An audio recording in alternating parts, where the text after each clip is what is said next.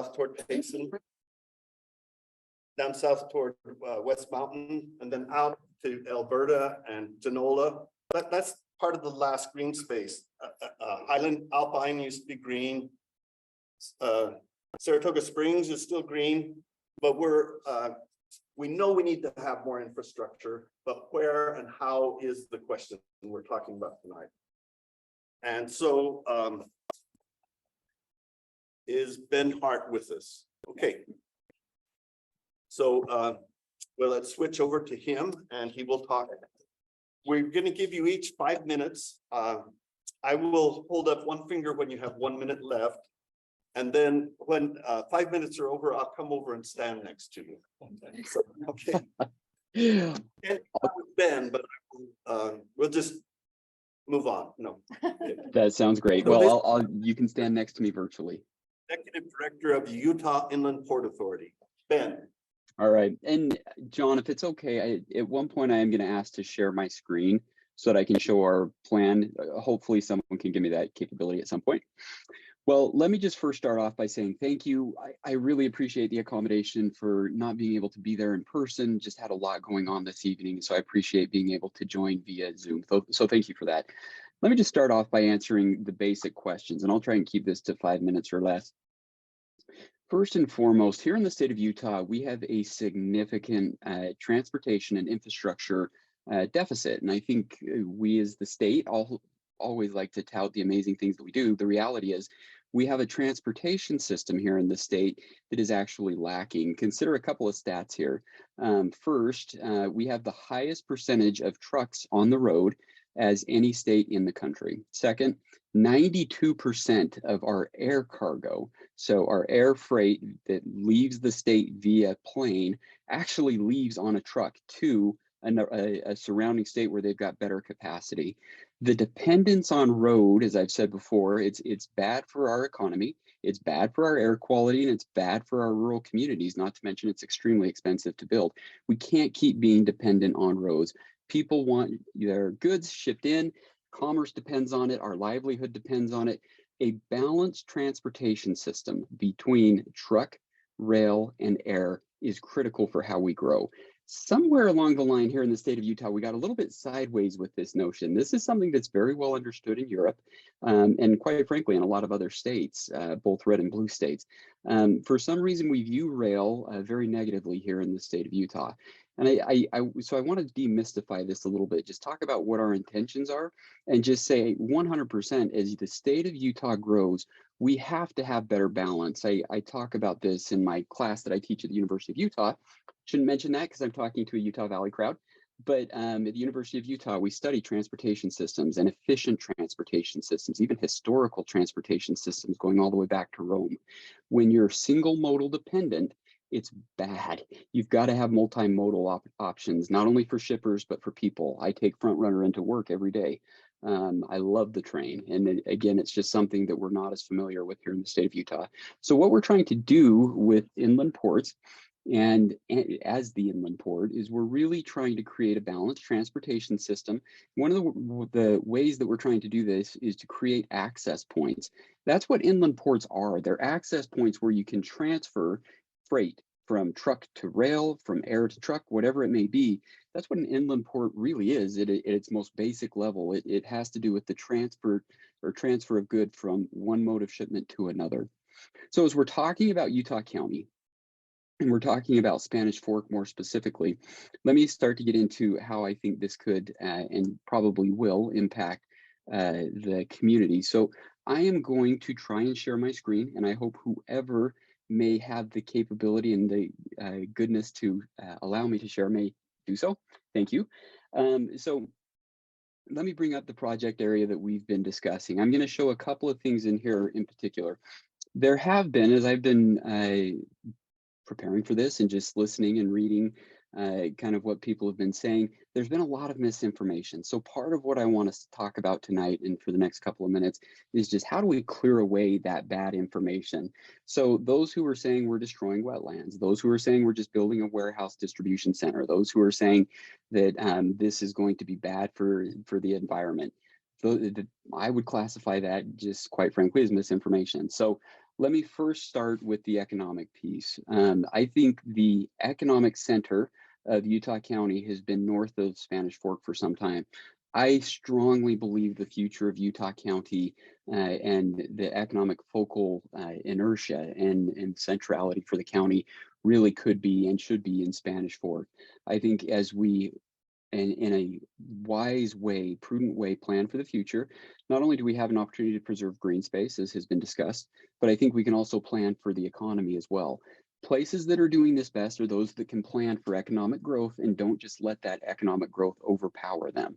And I love what Spanish Fork is doing because they're taking the bull by the horns and saying, let's plan our own economic future. So page 7, project area plan, what are we trying to bring to this community?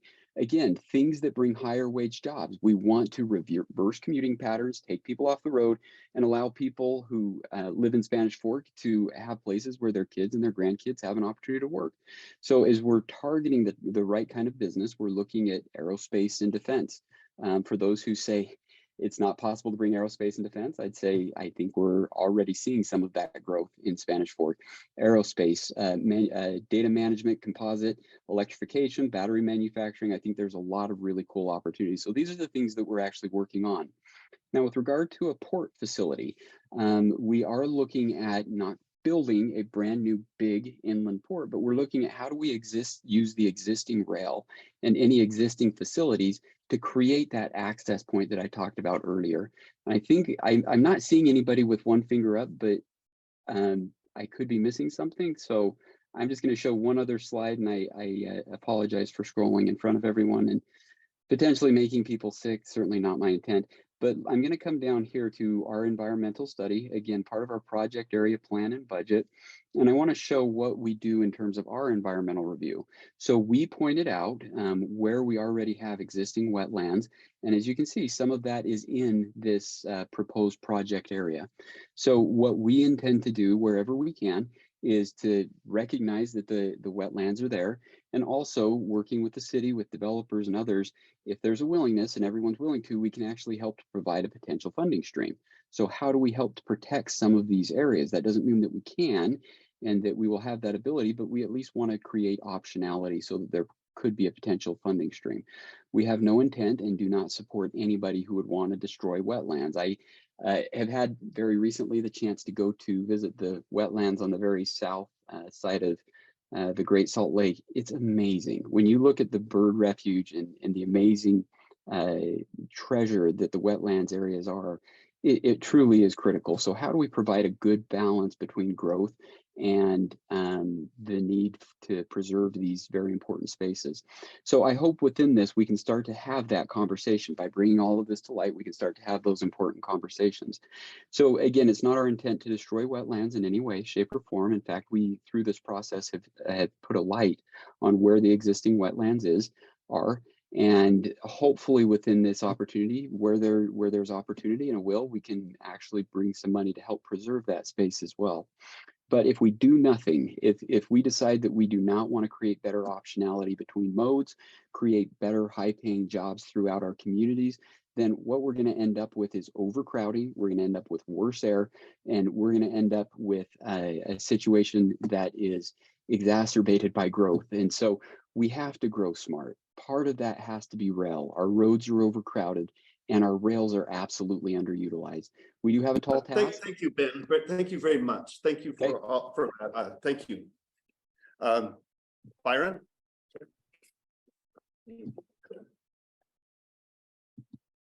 I'll come stand over here so I'll be closer to you. And you need to stand next to me. I think, yeah, you'll. At some point there'll be some slides that are going to pop up. I'm going to talk about the environmental review that Mr. Hart was just talking about briefly. So I'm just going to talk about a few things that sort of pop out to me when I read through that. Sorry.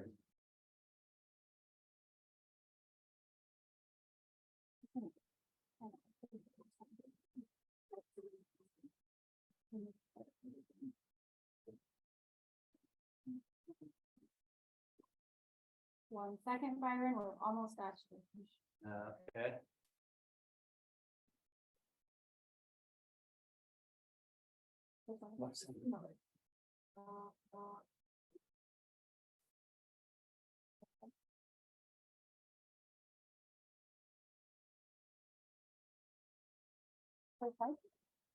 Yeah, we were gonna show the video of Ash.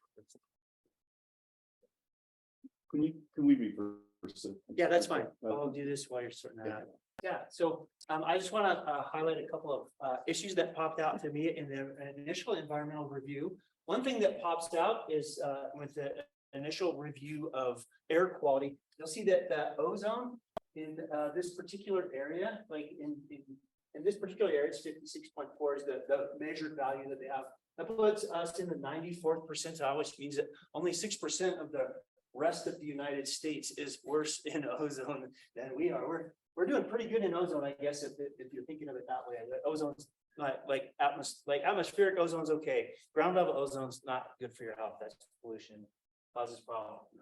Another one here is the wastewater discharge. So this is our value here is 150, puts us in the 99th percentile for the United States. And so in this particular area, wastewater discharge pollutants are already a big problem, and so is ozone.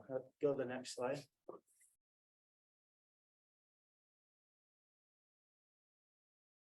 And this one, I wanted to point out the social economic situation here that's pointed out in the environmental review.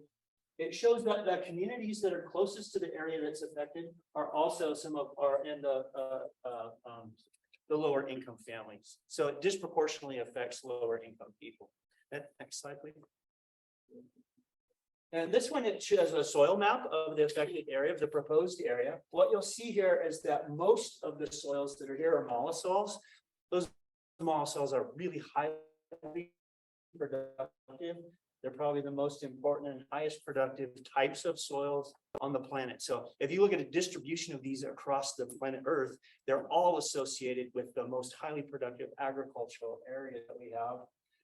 The intersols here, this patch of intersoil here is a little bit more recent origin. They're probably when lake levels were rising or fluctuating during the Pleistocene they were deposited in. And then the alpha sols, these are some leached soils that also have some pretty high native fertility. This was probably a little terrace, a high bump there. The eroded basin terrace escarpments have eroded out. Just wanted to point out that the area that's affected is really prime soils for agriculture. Next slide. And then, as Mr. Hart pointed out, there are some emergent wetlands that are also contained in the area. And these freshwater emergent wetlands, in addition to hosting a lot of important species, they also have important economic functions, right? So they provide water storage for these basins, which help protect against floods and those sorts of things, storm damage. It minimizes erosion from uplands when we do have a lot of water that moves through there. And it also includes, it's basically a water treatment facility for water that moves through there. So the pollutants that do make their way in there, they are essentially detoxified by the microorganisms that live in these emergent wetlands. So they do provide tremendous economic benefit. So elsewhere, when people talk about wetlands and the ecosystem services that they provide to communities, in most cases, economically, it's better to protect the wetlands than it is to build a very expensive water treatment facility. So those are the trade-offs that you have there. And I think that's all I wanted to say, John. Okay, thank you. Sure. Now, would you introduce the So yeah, we'll see. There's a video. So there's a young man that's in my neighborhood who spent much of his life growing up around the lake, and he is a photographer, and he beautiful photographs of some of the birds. So he's a birder. As you know, birders are pretty neat people, and he's here in the audience tonight. But he's put together a very short collage of some of his photographs of the birds that he's taken that live in this area. Oh, I forgot to mention while you're setting that up. There are 3 species that are threatened that are also listed in that environmental report that could be potentially be affected by the development. And then there are 19 other birds that are migratory birds that also utilize this habitat that would probably also be affected by the development.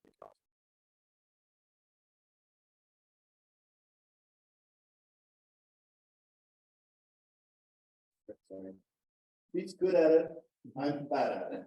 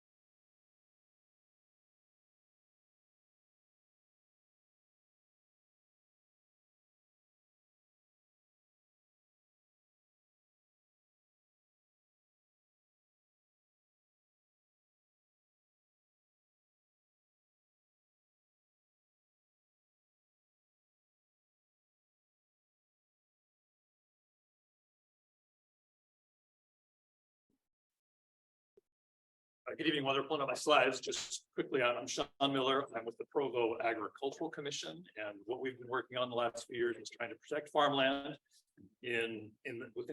right around Provo. We currently have about 200 acres that are either recently put under easement and protected or are under application, and we hope to finish those all by November. So that's sort of what we do. And so what I want to talk about is protecting this space out here because it's really valuable farmland for the state of Utah. In 2011, Governor Herbert put together a task commission on agriculture. So they did a big study of agriculture in Utah. And what they decided was we are very dependent on food coming from very far away. We have very little good farmland in the state, and we ought to be doing a lot more than we're doing currently to protect it for the future. Okay, so are my slides up? So I think we're way down the slides. Oh, sorry. Go toward the top. Thank you. Right there, we'll start here. So here's Utah Valley. And this was a thing done by Envision Utah a few years ago. What it shows is all the agriculture that we have around the lake here in different colors. The kind of pinkish color are fruits. Most of it's alfalfa and corn. But what they're trying to tell you is, this is what we have for farmland left. This is one of the biggest agricultural areas in the state that we're talking about here. We have others, but this is some of the best farmland that we have.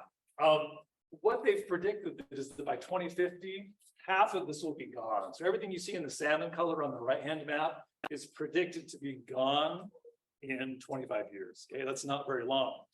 They also predict that in 25 years, all of the orchards will be gone. So if current trends continue, most of this farmland will be gone, right? We become even more dependent than we currently are on food coming from far away. The next slide. Oops. Destroy everything with that. So I've already talked about that. Next slide, please. Thank you. So this is what food production looks like in the United States currently. So the colors tell you what's being produced.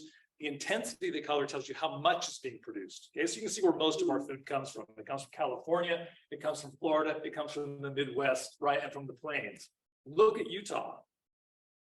We do not grow very much food here. We've become entirely dependent on food from very far away places. That didn't used to be the case. In the 1950s, we were largely self-sufficient in food production. Just above Utah there, you see the Snake River Valley. That's Idaho.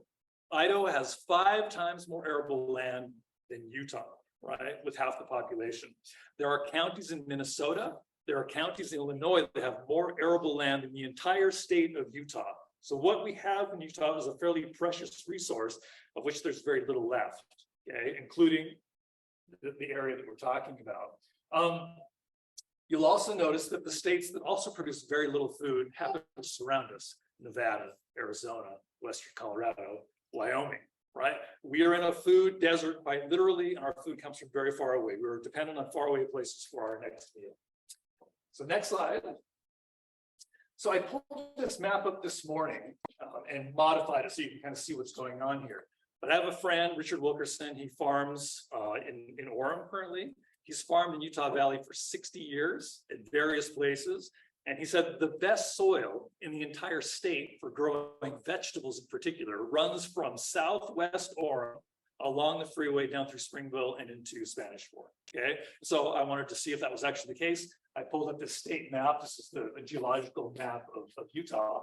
And These are all not parcels, but they're areas that have different kinds of soils. So Byron talked about different kinds of soils, and they get much more technical than that. But this is the area that we're talking about. So what I did is I selected every one of these sections within the area of concern, and the ones that are in green here, every one of them is either listed as farmland of statewide importance or farmland, prime farmland if irrigated.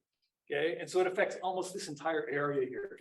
I'm going to speculate and say that when they built the airport in 1931, farmers knew where the good land was, and they put it right here because this is not good land right in the middle, but it's very good land around it. And I bet the airport didn't go that far at the time. I can also speculate that when they put the freeway in the late 50s and early 60s, there were no farmers involved because that's excellent land. When you drive the freeway along Springville and you look to the east, all those fields and that dark brown soil, that's what we're talking about that needs to be protected. Next slide. How much time have I got? There are solutions to this. Okay, they're called conservation easements. They've been doing them from the 1970s. It's a free market tool we use to help farmers keep their farms and keep them farming. Okay, so this is New Jersey, just as an example. Everything you see in brown, either dark or light brown, is protected agricultural land. It will never be developed. It will stay in farming. It'll pass from one farming family to the next or down generations. Everything you see in green is public land that's also protected. So next slide. We're not the only state that has very little farmland. You would think that Washington state would have a lot of farmland, and they do on the east side, but on the west side, this is Seattle. You see a little farmland there is, but they've designated areas as agricultural zones that get protection. And then everything you see in green is again protected in perpetuity. So next slide. Currently in Utah, we only have about a little over 300 conservation easements, but most of them are wilderness. They're not farms, and we're way behind on this. The United States spends about $4 billion protecting farmland all across the country. We in Utah are just getting started at this, and we really need to focus on it before it's too late, right? I think it's more expensive the closer development gets to these farms. And one more slide, I think. Yeah, so this is my last thought is because we have so little farmland, it doesn't make sense to develop it and turn it into other things. Our highest use for most of this land is agriculture, and it probably always will be, not commercial warehouses. We have a lot of land that's highly appropriate for warehouses. It's not right here, right? Rocky Ridge, it's called Rocky Ridge for a reason. Most of the places that are around us aren't good farmland. We live where the good farms are because our pioneer ancestors came here and settled where the land is good. We need to concentrate our developments in places where it doesn't affect our farms and find better places to put these kinds of buildings. Thank you. Brandon.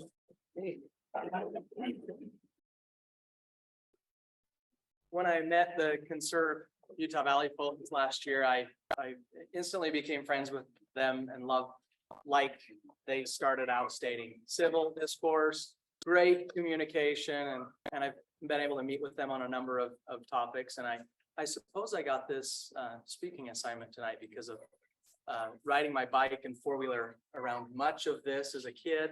And in fact, they asked me to only speak in facts. And so please raise your hand if you've ever had a piece of produce from Gordo's family farm. Okay, good. Okay, and isn't it the best? Thank you. That was a shameless plug for what we do as a family on our farm, and we sell it here at the farmer's market. And in fact, Davin right here on the front row is very near my father's farm, and my dad leases ground from him, and it grows some of the best red potatoes I've ever had. So, and by the show of those factual hands, it's great produce. So, but I also am the Utah County Commissioner. And so I was on the Spanish Fork City Council for 11 years. And the things that I learned as a city councilman and was proud to be a part of was a lot of different projects that made Spanish Fork and its environment better. I'm looking around and I see folks from the unincorporated area where Eldon lives. I see folks that live inside Spanish Fork's boundaries and many of our neighboring cities tonight. And I think that's important that we all come together and, as I said earlier, collaborate. So some of the projects that I'm thinking of, windmills at the mouth of the canyon before it was cool. And we get a lot of props for that. We get props for our sewer treatment facility. what we're doing to treat that water, and that facility that's about to be built. I was proud to be a part of that. Governor Herbert asked me to sit on the Water Quality Board up at the state. And I went up there and I don't know what qualified me at first, but it was interesting as I sat around the table and learned over those years of service.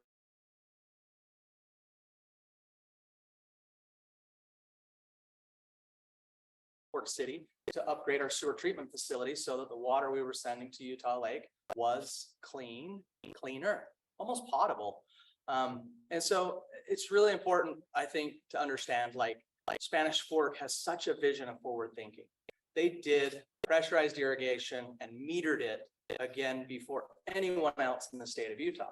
And now it's just thou shalt, right? You will do things like that. And so if you don't know, already know because you don't live here or something, Spanish Fork is very forward thinking. And so I don't get to have a say in this decision, but I do have a lot of confidence in their ability to plan and think forward and collaborate and make smart decisions as it pertains to growth. That area has been planned. Dave can probably speak more to this for, industrial and I know when the gel went out there in the 90s, it was a big issue, right? Put the gel out there.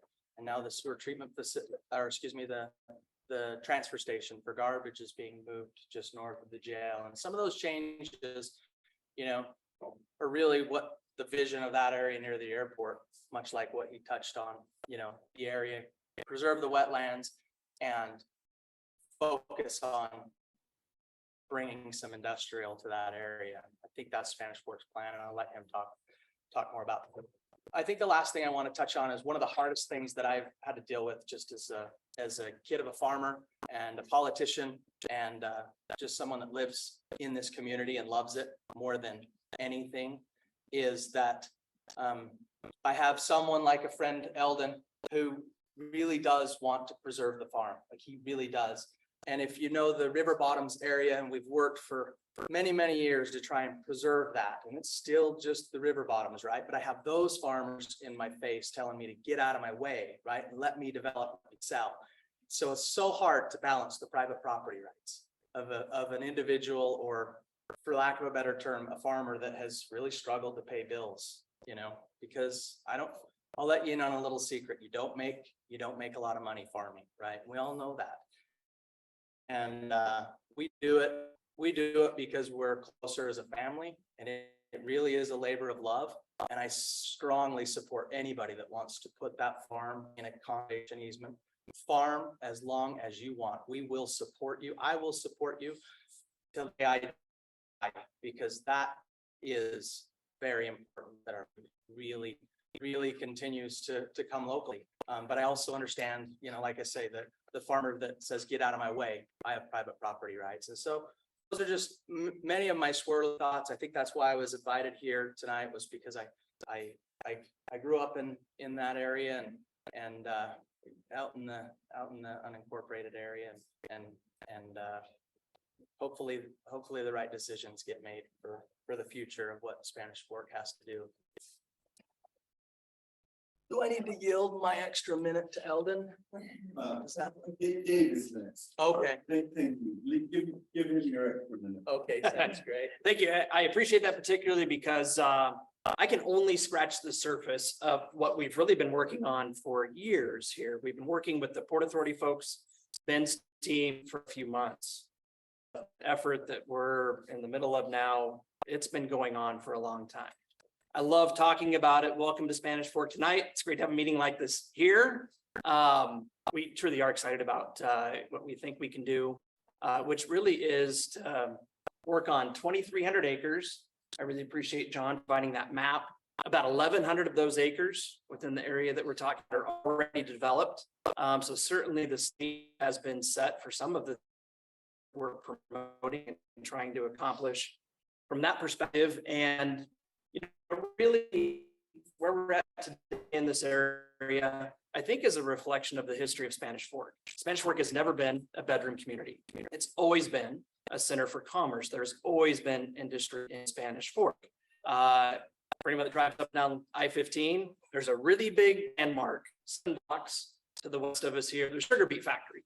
And when that was open for operations in the early 1900s, one of many things that we had: foundries, factories of other sorts, different things like that.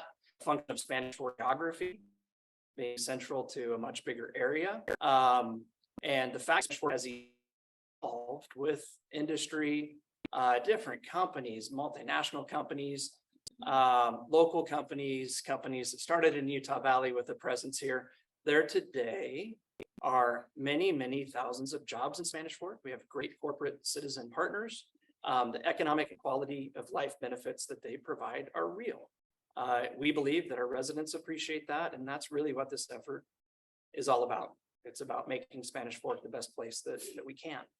By way of some of the specifics that kind of set the stage for the project that we're working with the port folks on, by just simply a matter of policy. Cities have land use policies. They're called general plans, land use elements of a general plan, something like that. And for decades, all of the land that is in this proposed area has been earmarked for industrial development. I wasn't around when those policies were originally born. Speculate as to maybe some of the things that led decision makers over the years to feel like that was appropriate. I think the airport certainly is part of that. That facility is representative of hundreds of millions of dollars of public funds that have been expended for 90 plus years to make that facility what it is today. Everybody almost is sitting down. I couldn't believe this today when I spoke with our airport manager, but takeoffs and landings, right now we're averaging about 80,000 a year out of that facility. Provo Airport has about 120, just to provide some context. It's a significant facility. We don't want houses built around it. Even in our agricultural zones, people can build houses. So having the properties around the airport earmarked for something other than that is one way to protect it. They're talking about to some of the things that Ben pointed out in particular is attractive for the kind of development that we're promoting, because there are two rail lines that run through it. There's a state highway on the north, State Route 77, state highway on the south, State Route 147, pretty good access to I-15, really good access to US Highway 6. That's part of why we're talking about this. The market sees that. Private investment follows those types of facilities. Commissioner Gordon touched on $150 million investment that Spanish Fork City is making to build a new wastewater treatment plant. Likewise, in I-15, if you look over your shoulder to the right, coming south, you'll see that facility, big cranes, where that's being built just before you get to the Main Street interchange. There's a lot of infrastructure in place already, and that's consistent, like I said, with the land use policy that the city's had for a really long time for this area. Now, for me, and given the role that I play with the city, what's maybe even almost more important than that is law. Of the 2,300 acres that we're talking about here, 2,200 of them are zoned industrial. That means when somebody makes application to build something that's permitted in that particular zone, Spanish Fork City cannot say no to it. So really, the effort that we're undertaking here is to try to make sure that development in the area happens in an orderly, organized, deliberate manner with the appropriate infrastructure in place to make sure that it works. That's where the Port Authority comes into play. They have the ability, having been given tools by the state legislature, to do some things a little bit better than we could do on our own. At least that's what we've come to believe as we've talked with, again, Ben's folks over the course of the past several months. It gives us access to some financing, access to some expertise. It gives us some champions to help with some of the partner agencies that need to be involved, railroads, different folks like that, in order to accomplish what we're working on. And primarily, that's why in early February, we shifted directions. Trying to be conscientious of the time that I have, but I mentioned earlier that we've been working with the Port Authority for a few months to try to use some of the tools that they can make available to us. But we've been working to use some of those same tools in a different capacity for previous years. We met with the county commission, folks from the school district, other taxing entities. I hope at some point tonight, maybe we talk about some of the specific funding mechanisms that come into play with what we're working on. I think one of the messages that I really want to make clear is that this is not happening on a whim. This has been in the works for a really long time. I invite anybody to maybe spend some time around Spanish Fork's community development page and look at the efforts that the city has undertaken, having invested hundreds of thousands of dollars to try to come up with ways to conserve and preserve farmland where, by way of policy, Spanish Fork City for decades has said that's the right thing to do. Simply put, though, this is not that area. So in as much as we support the things that the other gentlemen up here have spoken to, that simply doesn't coincide with the policy that we're operating with today. A couple of other things, the market has spoken, and this is critical. Cities do not implement their land use policies. That happens with private investment. We don't build things. In as much as today, in the last 30 months, we've had 6 different development groups that have purchased almost 600 of the 1,100 vacant acres that we have in this area with intentions of building industrial and development, industrial facilities of all different types. That's really driving the conversation for us. To some degree, we're reacting now to tremendous investment that's already occurred to try to make sure that it happens the best way that it can to benefit not just Spanish Fork, but Utah Valley and the state. That happens with capital investment that frankly is very good for school districts. School districts do not operate and provide the services that they do just on property tax that comes from residential development alone. And I think the folks at the Nebo School District understand that well. Quality of life. Residents in Spanish Fork can live and work in the community here. Like I said, not a bedroom community, lots of jobs, living wage jobs. And that also is a big part of what we're promoting and appreciate the opportunity to be a part of. So I think I'll end it there. Maybe if I could just mention this. Like I said, I can only scratch the surface. Would love to talk more about this with anybody. My office in the building just next door. Pretty easy to find. Would love to talk more anytime. Elvin. As I've listened to Ben, I think Ben was the first one, right? Yeah. And David, I'm reminded, my feeling is that what they're saying. And that's what I'm feeling about this whole stupid thing here. I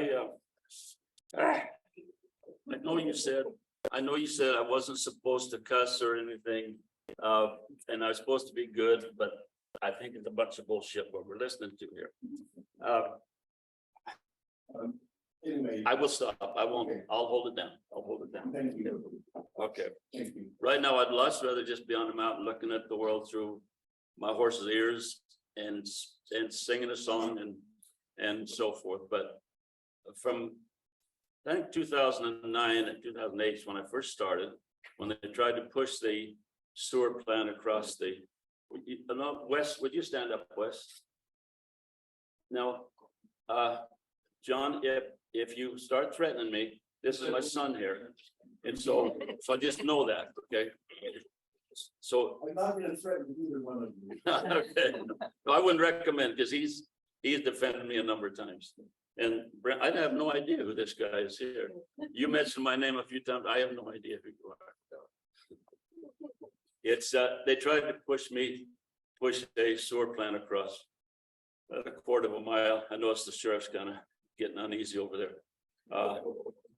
They tried to push the sewer right across us and about a quarter of a mile from where we live.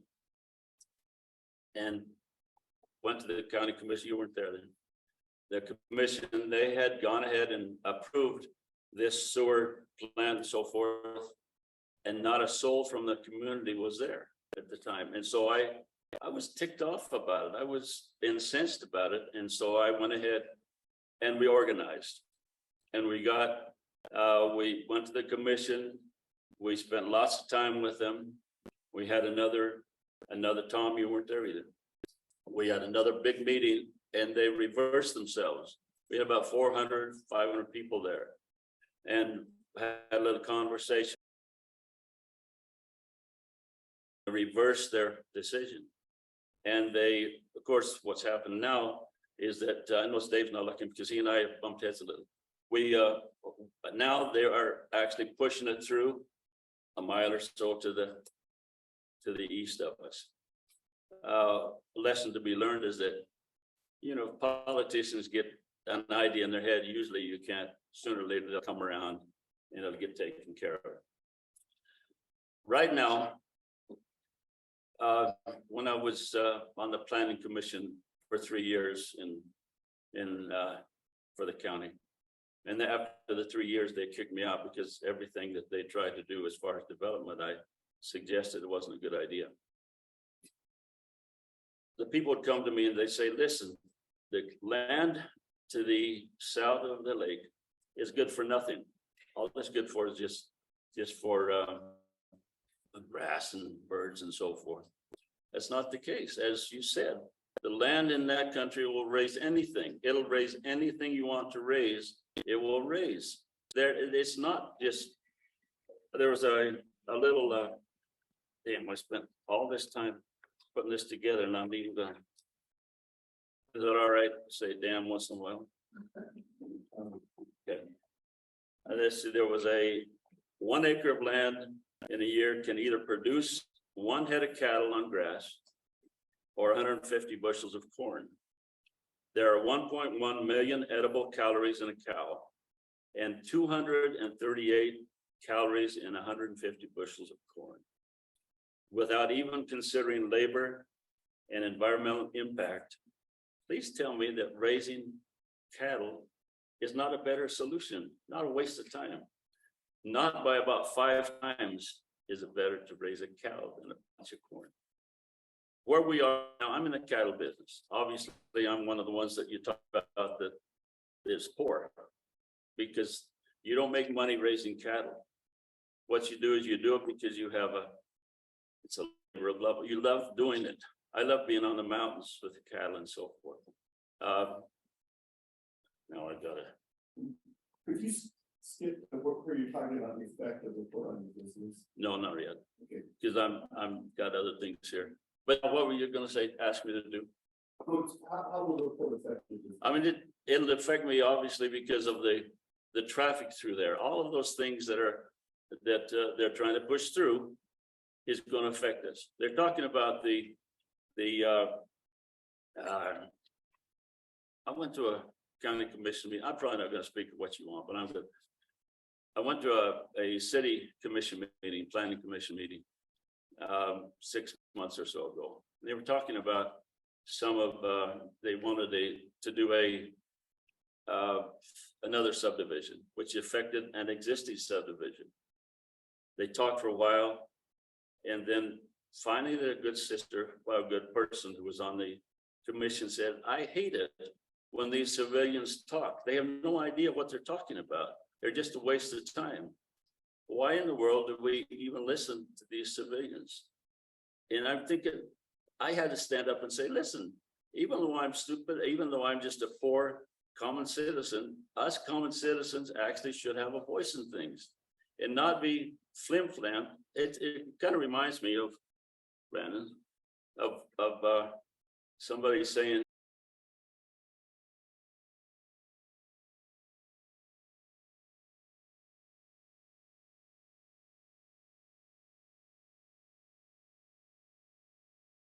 I'm about done then. I was raised in, I thought I was going really good. I thought it was, everybody, does anybody want to close me down? If We need. okay, all right, we will. All right. Just a second here, let me go back to what I was going to say before you got me flustered.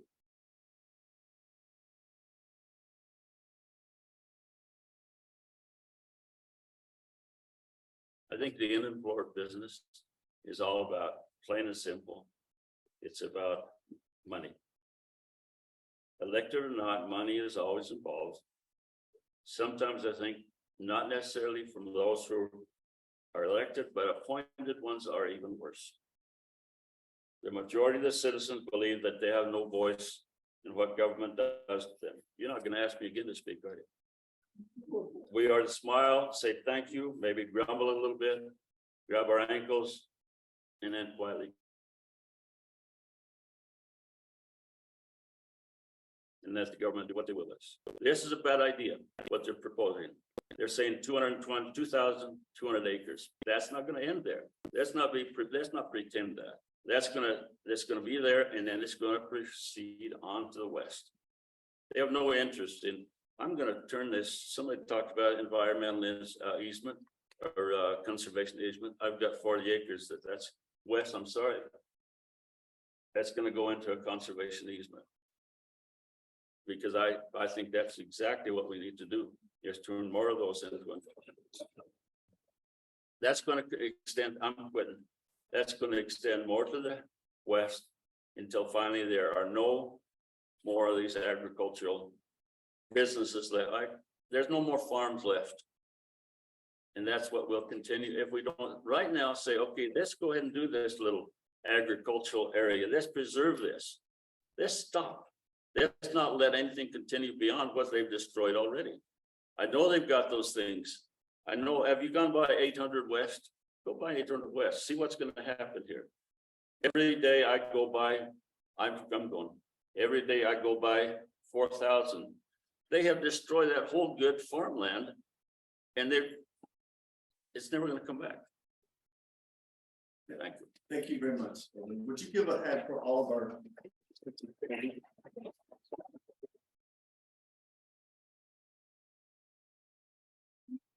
If you have questions, would you get them, raise your hand? Here, pass them into the center and she'll get them. And Kay, if you take half and I'll take half and we go through them. Okay, we have one more thing that Byron tried to set up, and in my incompetence, I couldn't get it working, but we'll work on that. We appreciate all the perspectives. My own family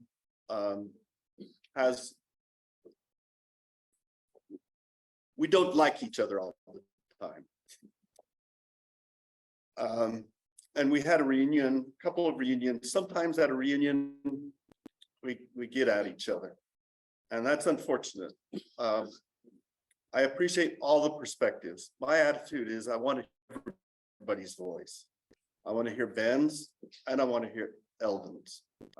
His style of rhetoric is a little different, but I want to hear them both. If they're given with respect to the people involved. That's what John, hey, John, this is Ben. I'm sorry. The reference for violence in both sexual ways and in racist ways was disgusting. You as the moderator need to call that out as absolutely inappropriate. I'm sorry, you need to call that out. I understand the perspective, but the reference to rape and to hanging was absolutely inappropriate. I'm sorry. As a panelist, I'm ready to exit. That is not acceptable. I understand the opinion, but the way that was phrased was absolutely unacceptable. And if you as the moderator are not willing to call that out, I sure will. I mean, that was absolutely unacceptable. Okay, thank you. Okay, I think it's probably best if we move on. I'm sorry about, yes. Can we play that now? Actually, let me get it connected. Should we move to questions and then we'll play that at the very end? Okay, would you ask the first question? You bet. We've had some questions that have been submitted through the online participants, and then we know we're gathering questions from the audience. So while we're gathering up the questions from the audience, we'll go ahead and ask one of the questions that came in from the online. So this first question actually is directed to Ben. The question came in and there's some context for it. It says, Dr. Leachman, who's a professor of industrial engineering and operations research at the University of California, Berkeley, wrote a white paper suggesting that it would be inefficient to build an inland port in Utah. This paper was mostly focused on the Inland Port Authority or Inland Port Project in Salt Lake. And so the question here is being raised that in reaction to that analysis, of shifting a transloading impact from Los Angeles to Utah. How are you seeing that as it relates to Spanish Fork? And the question here is, isn't a coastal area better suited for a transloading than Utah's inversion prone Wasatch Front? Ben, do you mind answering that? Not at all. And thank you for letting me get that off my chest. I can return to normal now. So yeah, let me speak to that. The transloading facility that had been proposed and that was being developed over the last several years, it is currently paused. That is the one that Dr. Leachman specifically was speaking to. And ultimately, we agreed with his findings that that was not an appropriate place. So as we're thinking about this from the Spanish Fork perspective, I think what we would say is that we're hoping that if we can create again access points through multimodal transfer, freight and cargo transfer, that we're going to be able to take trucks off the road that don't need to go into the Northwest Quadrant.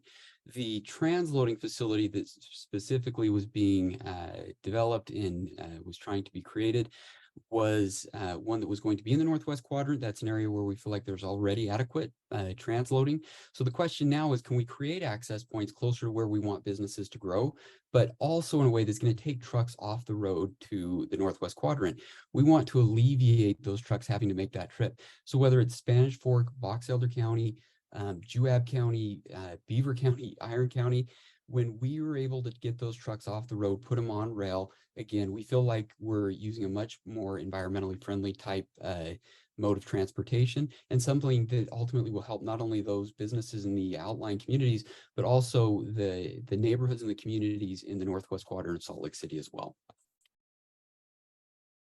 Sorry. One more time. Is the inland port financed by public funding, or is it being set up as an opportunity zone? It would seem to qualify as an opportunity zone. Dave, I'll defer to you, and anything you don't want to answer, I'm happy to. No, let me jump in, Ben, if you don't mind. I believe there are only 2 opportunity zones in Utah County, one in American Fork and one in Provo. At least it was that way a few years ago. We did not have any census tracts in Spanish Fork at the time that came out as a tool that qualified for that particular status. The most significant lift that Spanish Fork City is looking to get from cooperating with the port is to be able to use a portion of new property tax that would be created as investment is made in the area to pay for certain pieces of infrastructure, power, water, storm drain, and roads kind of being the big 4. So in that regard, absolutely, yes, we are talking about using public funds. That's something that Ben's folks at the Port Authority take very seriously. Spanish Fork City does.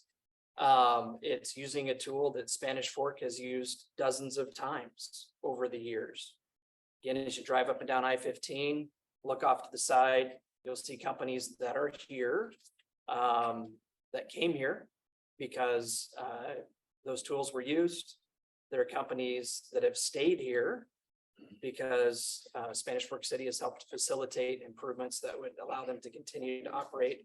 And there are companies that have grown here for that same reason, and because those same tools have used. And Spanish Fork is certainly not unique in that regard. It's really the only tool that cities can use to help encourage, facilitate, and incentivize the types of things that we're trying to accomplish here. Thank you. I'm going to go ahead with another one, and then while we assume this project will help businesses develop, thus improving the economy, we also know that if this project will infringe on wetlands and create more pollution, that we know that this project will infringe on wetlands and create more pollution. Maybe that's debatable, but ultimately the effects on wetlands and air quality will harm the economy in the future, although there may be immediate benefits. How can we mitigate these harmful effects?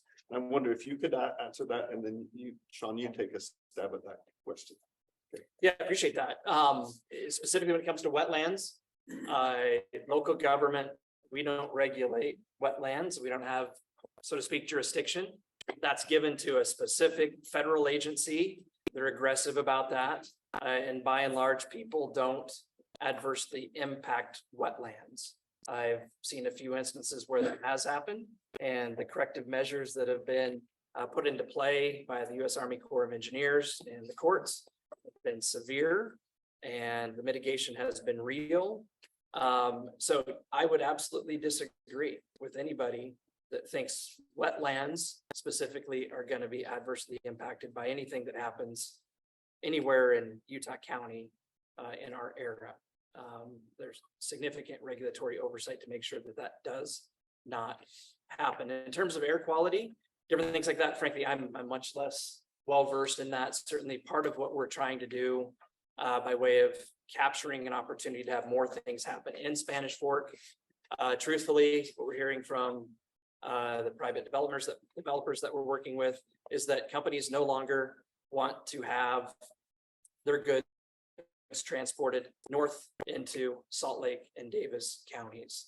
They want to have distribution points further to the south.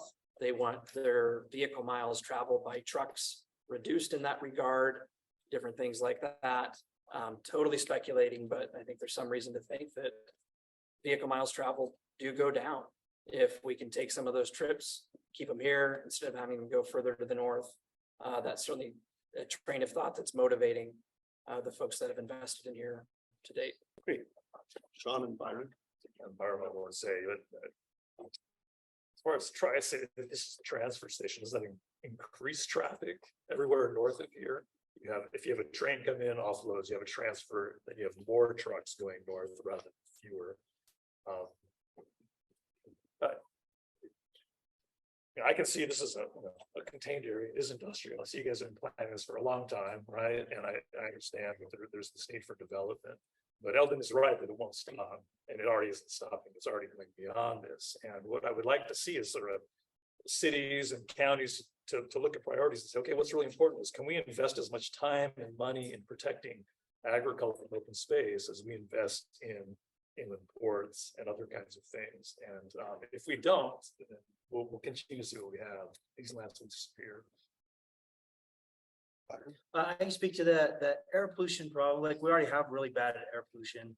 Some of the issues that are in the proposal actually work to reduce air pollution. So you'll see that in the proposal, there's advocacy or proposed use of electric vehicles and clean technologies and things like that. I would welcome that sort of thing. In general, you increase the more activity you place in this area, the worse your air quality is typically going to be. But I do appreciate the idea that there's an effort to try and mitigate that as part of the development plan. Okay, thank you. Okay, our next question that came from online, I think this is another one, probably a combination between Ben and Dave to answer. The question is, Ben Hart stated that there are businesses that are preferred for development in the proposed area. But Dave also made a reference that the city can't tell landowners what kind of businesses to build. So how much control does the inland port really have over the outcome of development? And I think the question is asking what types of businesses, how much control is there over what types of businesses will be able to be allowed to be in there? Ben, may I again? Please. Okay, excellent question. And if anybody wants to visit the Spanish Fork City zoning code, you can see what uses are allowed in our light industrial zone. Like I said, there's nothing that Spanish Fork City can do to stop somebody from developing properties in that manner if they meet our standards. However, we are not interested in providing incentives to companies that either aren't going to generate jobs that fit within certain thresholds that we're interested in, or that have a certain level of capital investment. So really for us, to attract a particular industry to the area by way of using some of the tools that, again, this area potentially could provide. It's about attracting manufacturing. We are really fortunate, I think, in Spanish Fork. We have things like aluminum extrusion plants here. Doesn't sound necessarily glamorous, but that's been around for 30 plus years, and it has done wonderful things for the community. The other companies here that make things, like Ben referenced this, their clients are Lockheed Martin, Boeing, Airbus, Raytheon, General Electric, very sophisticated machining types of operations. Biggest homegrown manufacturer here, makes pet treats. Largest employer in the community, excellent community partner. It's a broad range of things that we think can enhance quality of life in Spanish Fork in the Valley, do some very good things for the city's ability to provide services. But we're not really interested in helping to incent a bunch of warehouse and distribution space and that type of a thing, which certainly is in vogue in the marketplace today, and we can't stop it. But those are not the things that we're targeting. Okay. Would you, I think this is another question for you, actually. Would you please speak to the public infrastructure district proposed to finance this project? Why go that route versus another kind of financing? Dave, do you want me to take that one? Yeah, with maybe quick clarifier that we're still trying to learn about the public infrastructure district as a tool. I don't think we've concluded necessarily that that is the best thing. It's certainly an option that we're exploring. Some of the expertise that Ben's team has is partly why we felt comfortable, partnering with the Port Authority on this. So thanks for letting me say that first, Ben. Well, you said what I was going to say, except better. And so there has been an assumption that I think a PID is the right way to go. I think we want to take the city's lead on that first, but second, make sure that it is in fact the right tool. So basically I'm saying what Dave just said. So if it is the right tool, then ultimately it's something that we have good experience with. Obviously we've run one up here, but it's got to be done something that's done in partnership. And again, the whole hope is how do you help to pay for growth and take some of that burden off of the taxpayer? So a PID could be a very good way to do that. And so as it works and everyone's comfortable with it, I think it's a great thing. If it's not, then we're not going to force it, and certainly want to work hand in glove with everyone involved. So that hasn't been decided yet. No, not at all. No. Okay. Since Mary asked this question, since the area was the Spanish Fork Reservation, are they checking for graves before they start digging things up?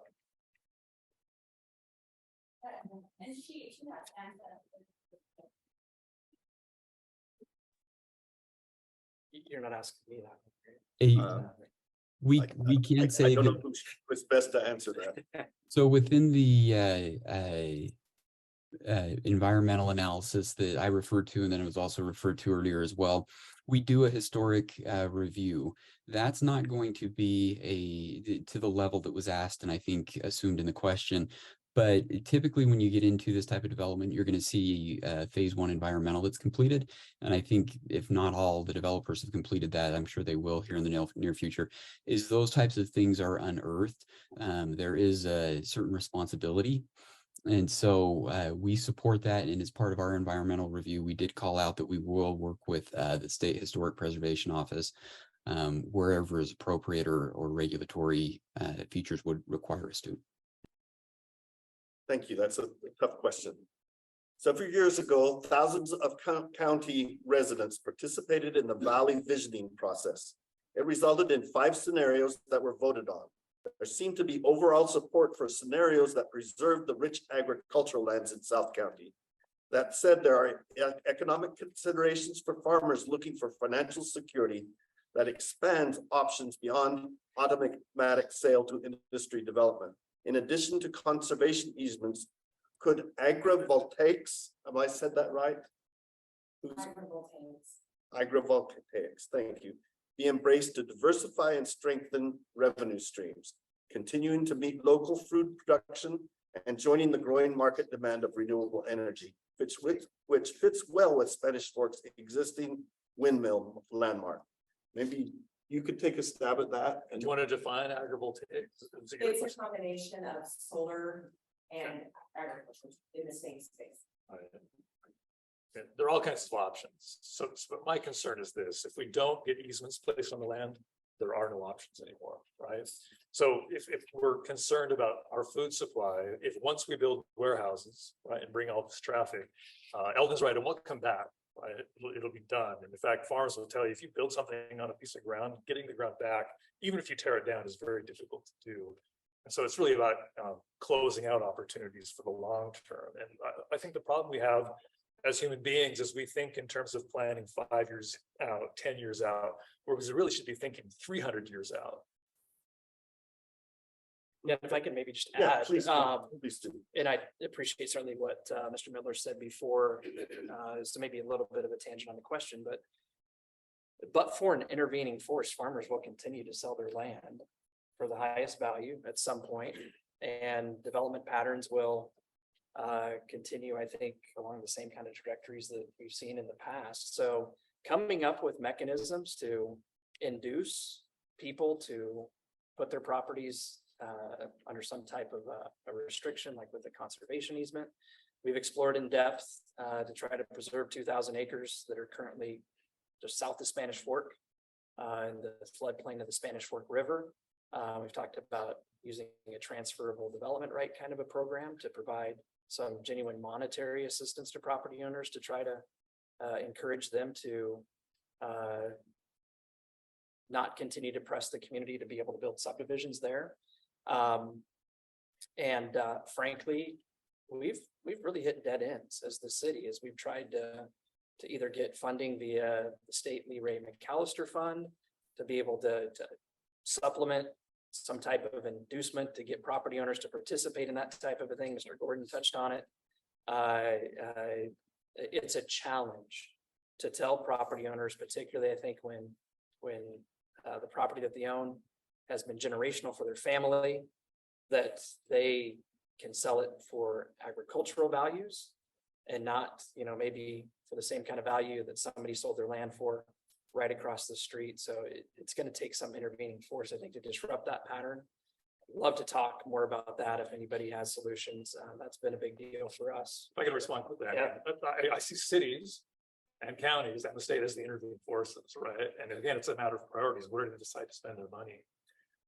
Again, you look at other states in the nation that spend literally billions of dollars to protect farms. It's what do we think is important? And right now, what we think is important is warehouses, right, and development and jobs. I mean, these things are useful. I'm not arguing against it, but agriculture has been entirely neglected. And the McAllister Fund is great, but it's tiny. I mean, we're talking about unfunded in some years, right? And the county has done nothing. And cities do largely nothing. So the state has done something, and we need to get more people together to talk about this issue and figure out, okay, how do we create these incentives to get the money? So in Provo, we're having some success because some of the land that we're looking at is considered as sort of wilderness or open space value. And so we can get money from Nature Conservancy and agencies like that. But when we can do it, farmers come out way ahead. They actually probably end up financially better off because they get a big chunk of money, but they also get to keep their land. It's a win-win. There are some ways we can handle this. And that is if somebody actually will pay attention to it and go ahead and do like we talked about, which is you transfer the property rights. So this farmer can go ahead and transfer the development rights and still preserve his ranch or his farm to operate. TDR. Yeah, and so all we have to do is just instead of going about this in the court, let's go ahead and have you guys who are in politics, let's go ahead and get involved in those kind of things so we can preserve that, because that's what we're talking about. If we've got people right now who are working on this inland port, put as much attention into this TDR or whatever we talked about there. I know right now I'm kind of like the bad guy on this group here, but I think there are things that we can do in order to preserve it if we do it, if we can get involved. Well, yeah, thank you. I don't think you're the bad guy. You did say some things that offended some people all the time. Yes, I know, and I do not, I know now, but that's the problem isn't what you said, it was how you said it. So Can I Go just say ahead. quickly, Yes. it's individuals like Eldon that make conservations happen because they're angry, right? Right. And they want to protect their farms. And literally right now, Eldon could get out a piece of paper and write on it, I place an easement on my farm, and he's done. The land is protected forever, just by stating that, but what we want to do is help compensate him for giving up those development rights. John, there's a question that came in online. Great. I think actually Let's do might it. help with this conversation, and Let's do it. we've mentioned the Leroy McAllister Fund a couple of times. What is the best way that people in this room or outside of this room can impact how that fund is funded? It's a legislative decision. It's a legislative budget decision. The city of Provo is setting up resolutions every year requesting for bigger budgets there. And I think it's helped a little bit. I think if more cities were to do it, if Spanish Fork were to say, we really do think agriculture is important. Can we get some help from the state? I think that all adds up. And as individuals, writing to your particular representatives is helpful. Yeah, I just want to repeat that. Sorry, from a Conserve Utah Valley perspective, this is one thing I will say quite loudly. The best thing as citizens that we can do is get involved with your legislator that represents you and push for more funding into the Leroy McAllister Fund. That is the best path today that we have as citizens of Utah to help promote conservation easements for agriculture is that fund. But if our representatives don't hear from us to hear that it's important to us, it's not going to get the attention that it needs, like it hasn't for several years. And it should be not just the state, it should be the county. I mean, the county should be playing a bigger role here in raising these kinds of funds, and we should ask our cities to participate as well. In the past, Provo was actually very good at this. They'd spend literally millions of dollars setting aside land. They haven't done it in years, but it's possible. Sean, on the, I think you had the map, and in one corner, there was a agricultural area that it was preserved. Were you the one that showed that? I don't remember. But there are a number of areas that are preserved. Not necessarily here, but another state. Oh yeah, in other states, yeah. And so, But even have you here, studied how that's done, or what yeah, the process is I on can that? tell you the whole process. We can meet after. Hey, there's, we have a handout over here that talks about the fund that you just mentioned, and also enables you to get in touch with the Nature Conservancy, and a person there can give you advice about how to put your land in a conservation easement. And so there's some information there for those people who are interested in following up on that. Here's another question. I think we're down to about 3 more. How will the airport need to expand to accommodate the port? Probably for you. Yeah, I appreciate that. Our city council made a decision about a month ago to change the long range vision plan for our airport to not expand it anymore. And in short, that was a decision made after understanding better how operations out of the Spanish Fork Airport might complement what's happening now as the Provo Airport is transitioning into truly a passenger service oriented type of a facility.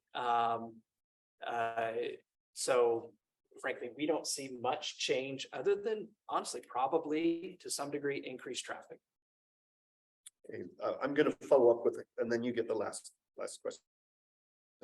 The Springville Spanish Fork area already struggles with traffic. With the increased truck traffic, what will be done to mitigate congestion? That's for you or Ben. And yeah, we do not have a good system in Utah to do that. We react. Problems happen and then they get fixed. And that, not trying to make any excuse, but that's the reality. It doesn't matter what the nature of growth or change is. That's just how things work. So you can speculate about what is the 4th South interchange in Springville, changing to accommodate more traffic, State Route 77, which is the road that goes west from that interchange, being upgraded and expanding, and probably the same for other facilities in the area. One of the things that really has put this area on the map for the private sector is the plan to construct a new interchange, where right now there's just a bridge over I-15 north of the Main Street interchange. There's a Ford dealership there. Anybody can kind of picture the old Santana Raceway. It's that bridge. UDOT any day now is going to start construction on a project that will turn that into an interchange, which will put certainly additional transportation capacity in place, but it's highly likely that there will need to be more improvements as well. John, the 77 is an absolute nightmare through there. Almost every month, there's someone who comes through and has an accident. This is gonna get horrible as this continues. 77 is a major route that goes clear across into Payson through all those little towns. 77 is a nightmare and will continue to be so. Okay, last question. John, could I, Go ahead, please. Oh, I'll keep it very short, I promise. And just building on what Eldon and Dave said, let me just say, when you think about how much the state and local communities spend to accommodate more cars coming to our community, the amount is incredible. You're talking billions and billions on an annual basis. The statewide budget for transportation and specifically for roads is insane. And the fact that we're not thinking about more minimal investments that would really help us with more capacity on our roadways, that's really hiding in plain sight to think about it. It's a much more responsible way to grow when we consider rail as an option. We understand this in the public transportation realm very, very well. I mean, I think we've adapted and really I think we've adapted to front runner. We understand what it means to move commuters via rail. But I don't think we've embraced this concept of how do we take trucks off the road and move cargo via rail.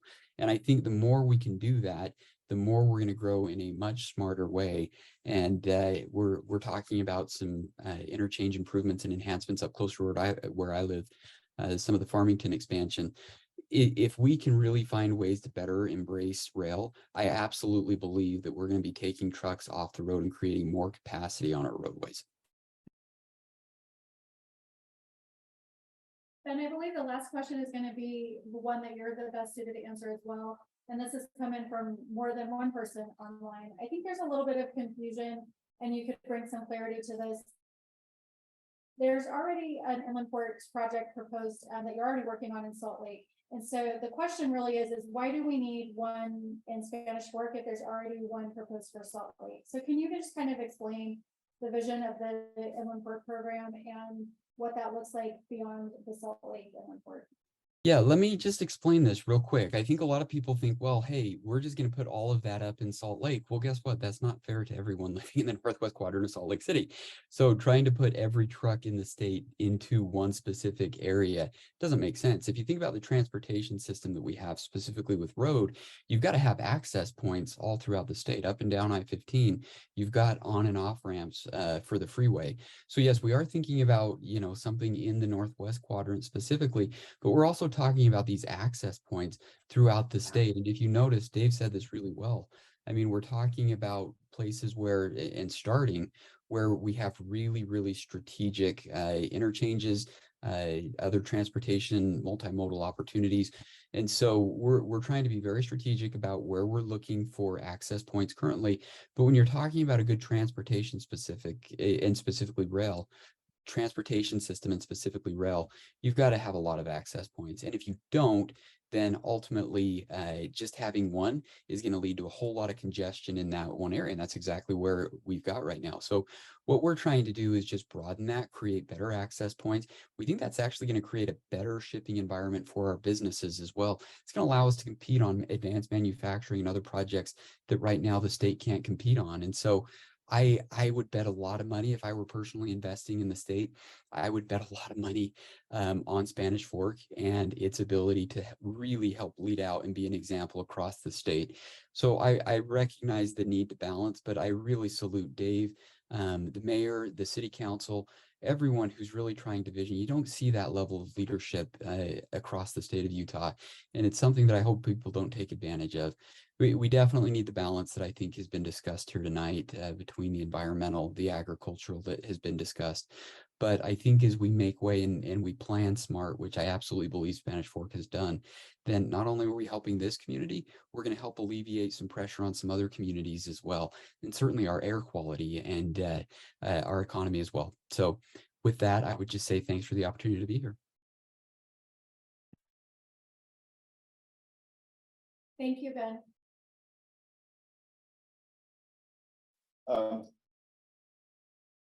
We're going to end now. The we're having trouble getting the video up, but I'm going to, I can email it to everyone, but I want to. I'm just going to stand in the corner, and this will not be as good as we had planned, but I'm going to stand in the corner and hold the screen up. And I'll read you the text, what it says.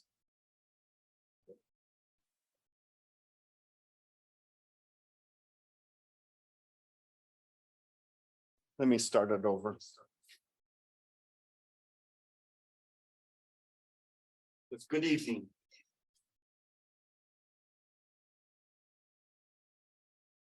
I'm a 14-year-old photographer. These are my photos.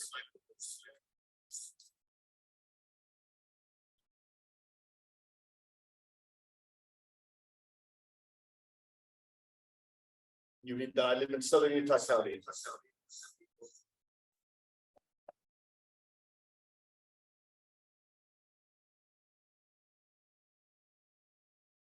Each of these birds can be ground in and around the immediate area proposed for the inland points.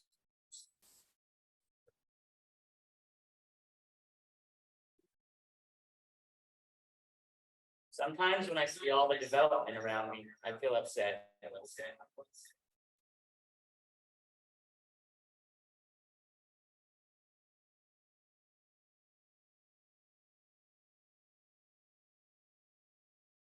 I try to be a voice for those who not speak.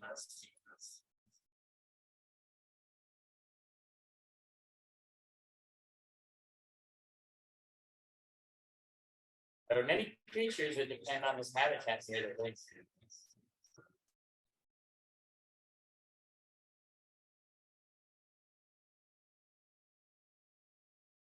My dad grew up near West Mountain. There are many stories about suffering polylogical vegetables.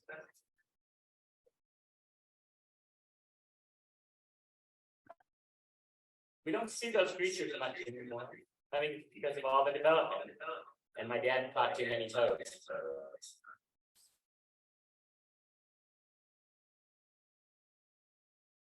So I'm not against development. I feel there's a good, better, and best way to preserve our wild places for future generations.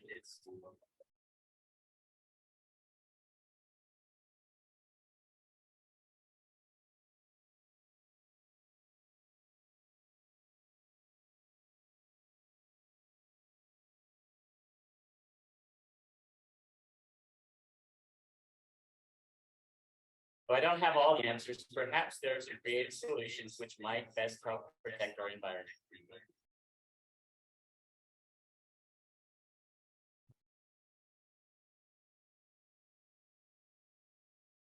Please remember to consider those without a voice. They need our help. Thank you. Thank you. Can I ask a question? Just what is the process going forward? Oh, Dave. And maybe whose decision is this ordinance and what the process? Yeah, at this point, it's pretty straightforward.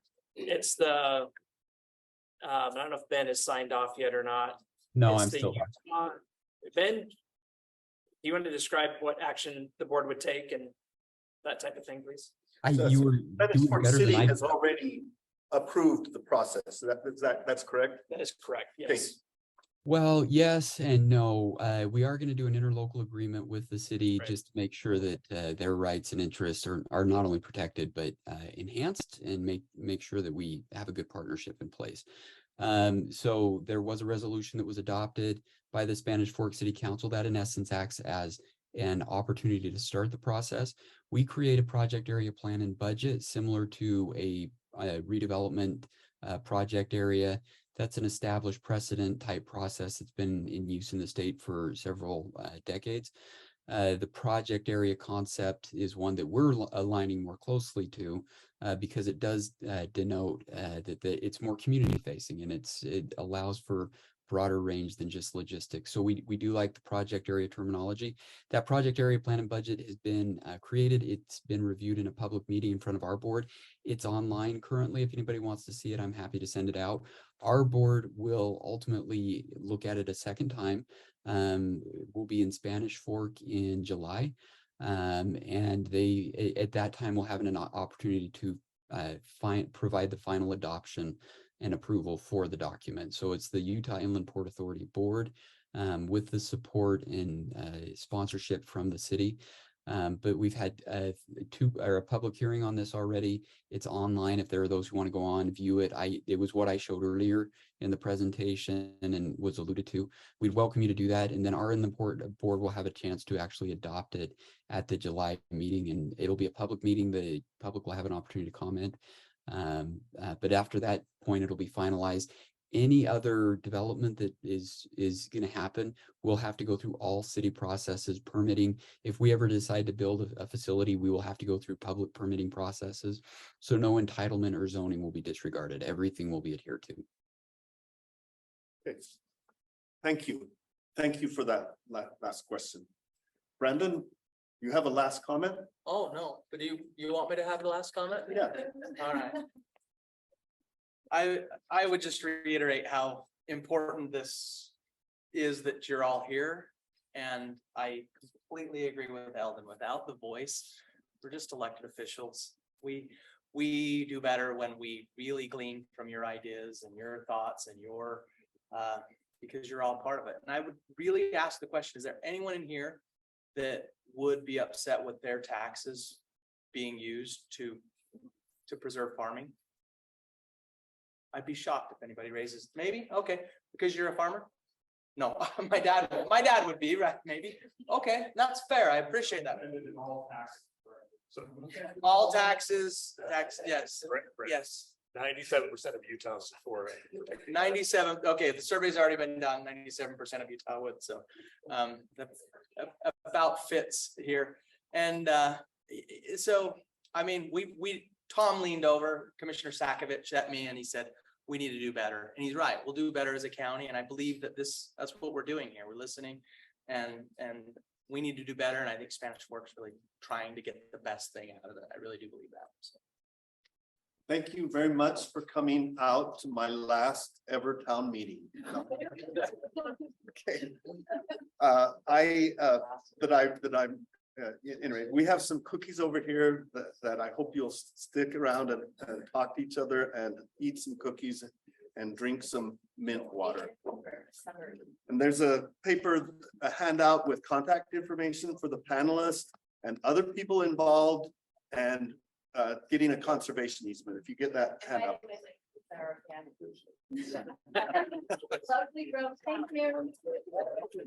Thank you, everyone.